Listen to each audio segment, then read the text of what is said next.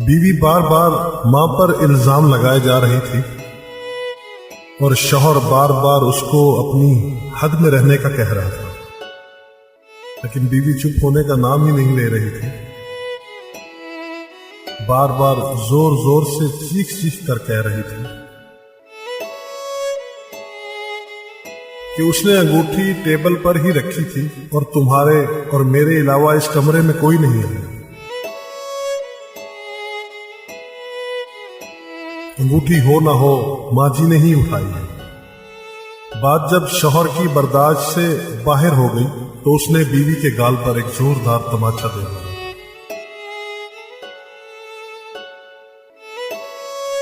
3 माह पहले ही तो शादी हुई थी, बीवी से तमाचा बर्दाश्त नहीं हुआ, वो घर छोड़ के जाने लगी और जाते जाते शौहर से एक सवाल पूछा कि तुम्हें अपनी मां पर इतना यकीन क्यों है। तब शौहर ने जवाब दिया,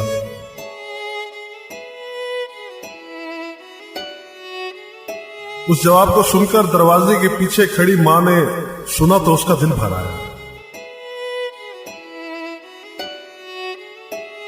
शौहर ने बीवी को बताया, जब वो छोटा था तब उसके वालिद गुजर गए थे। मां मोहल्ले के घरों में झाड़ू पोछा लगाकर जो कमा पाती थी उससे एक वक्त का खाना आता था। मां एक प्लेट में मुझे रोटी देती थी और खाली टोकरी ढक कर रख देती थी और कहती थी, मेरी रोटियां इस टोकरी में है बेटा, तू खाना खा ले। मैं भी हमेशा आधी रोटी खाकर कह देता था कि मां मेरा पेट भर गया है, मुझे और नहीं खाना। मां ने मुझे मेरी झूठी आधी रोटी खाकर मुझे पाला पोसा और बड़ा किया।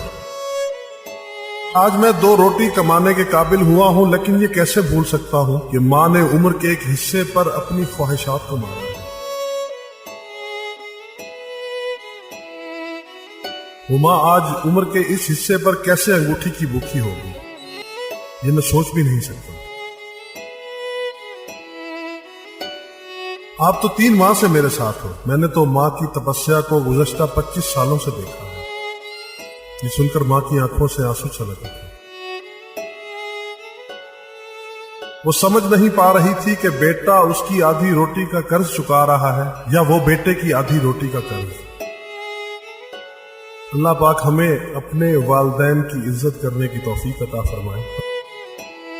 जिनके वालिदैन इस दुनिया से गुजर गए हैं, उनको अल्लाह पाक जन्नतुल फिरदौस में आला मकाम अता फरमाए। आमीन।